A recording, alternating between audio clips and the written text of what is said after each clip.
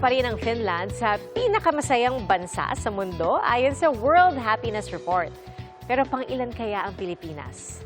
Ating saksihan.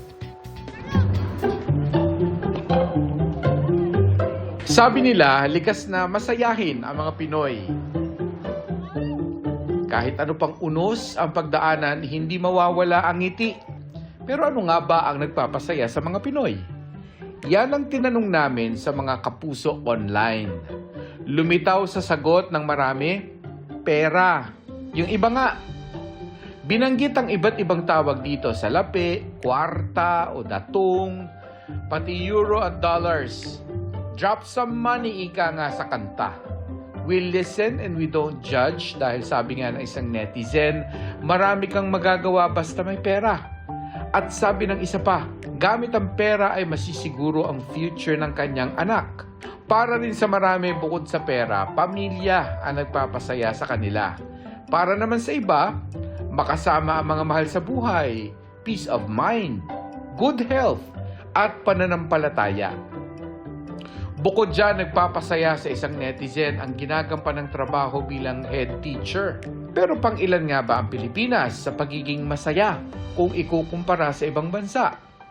Base sa World Happiness Report 2025, ika-57 ang Pilipinas sa survey. Nanguna naman sa ika-8 taon ang Finland.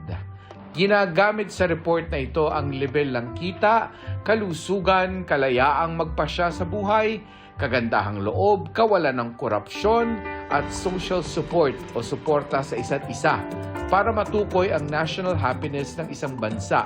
Isa sa mga basihan ng survey kung saan tinanong ang mga residente ng iba't ibang bansa mula 1 hanggang 10, anong grade ang ibibigay mo sa kalidad ng iyong buhay? 7.74 ang average score ng mga taga-Finland sa nakalipas na 3 taon.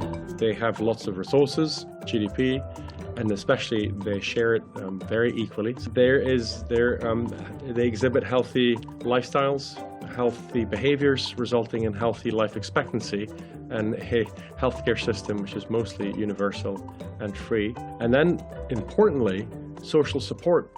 So they trust each other, both others in the community around them, but also the institutions. Caring and sharing ang tema ng survey ngayong taon. Tiningnan din ito ang epekto ng pakikipagkapwa sa kasiyahan ng isang tao. It's a good thing to put a spotlight on places like Costa Rica and Mexico. They do not necessarily have the high income GDP per capita and the redistribution through the welfare state. What they do have, and this is also something we focus in on this year, is they have a very strong family set of family ties, so their immediate community is very strong. Para sa GMA Integrated News, ako si Mark Salazar, ang inyong saksi. Mga kapuso, maging una sa saksi. Mag-subscribe sa GMA Integrated News sa YouTube para sa iba't ibang balita.